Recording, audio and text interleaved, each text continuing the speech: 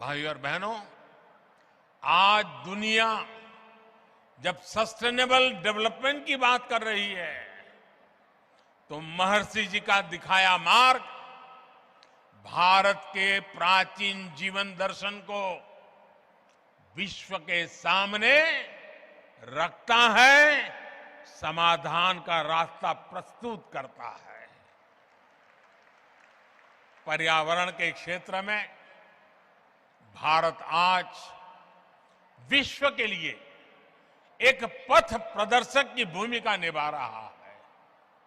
हमने प्रकृति से समन्वय के इसी विजन के आधार पर global mission life LIFE life और उसका मतलब है लाइफस्टाइल फॉर एनवायरमेंट। ये लाइफस्टाइल फॉर एनवायरमेंट एक लाइफ मिशन की शुरुआत भी की है।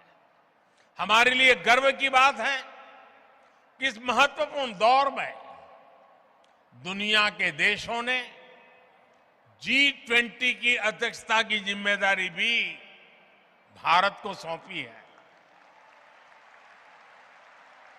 हम पर्यावरण को G20 के विशेष एजेंडे के रूप में आगे बढ़ा रहे हैं। देश के इन महत्वपूर्ण अभियानों में आर्य समाज एक महत्वपूर्ण भूमिका निभा सकता है। आप हमारे प्राचीन दर्शन के साथ आधुनिक परिप्रेक्ष्यों और कर्तव्यों से जन जन को जोड़ने की जिम्मेदारी आसानी से उठा सकते हैं। इस समय देश, और जैसा आचार्य जी ने वर्णन किया, और आचार्य जी तो उसके लिए बड़े समर्पित हैं, प्राकृतिक खेती से जुड़ा व्यापक अभियान हमें गांव-गांव पहुंचाना है। प्राकृतिक खेती, गौ आधारित खेती, हमें इसे फिर से गांव-गांव में लेकर जाना है। मैं चाहूंगा कि आर्य समाज के यज्ञों में एक आहुति इस संकल्प के लिए भी डाली जाए। ऐसा ही एक और वैश्विक आह्वान भारत में मिलेट्स, मोटे अनाज, बाजरा, ज्वार वगैरह जिससे हम परिचित हैं, और मिलेट्स को अभी हमने एक वैश्विक पहचान बनाने के लिए और अब पूरे देश के हर मिलेट्स की एक पहचान बनाने के लिए अब उसके लिए एक नया नामकरण किया है। हमने कहा है मिलेट्स को श्री अन्न।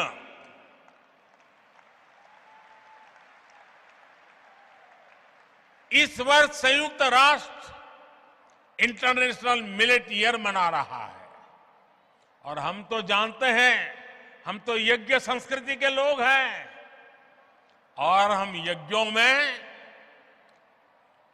आहुति में जो सर्वश्रेष्ठ है उसी को देते हैं। हमारे यहां यज्ञों में जौ जैसे मोटे अनाज या श्री अन्न की अहम भूमिका होती है, क्योंकि हम यज्ञ में वो इस्तेमाल करते हैं जो हमारे लिए सर्वश्रेष्ठ होता है। इसलिए यज्ञ के साथ साथ सभी मोटे अनाज, श्री अन्न देशवासियों के जीवन और आहार को, उसे वो जीवन में ज्यादा से ज्यादा जोड़े, अपने नित्य आहार में वो हिस्सा बने। इसके लिए हमें नई पीढ़ी को भी जागरूक करना चाहिए और आप इस काम को आसानी से कर सकते हैं।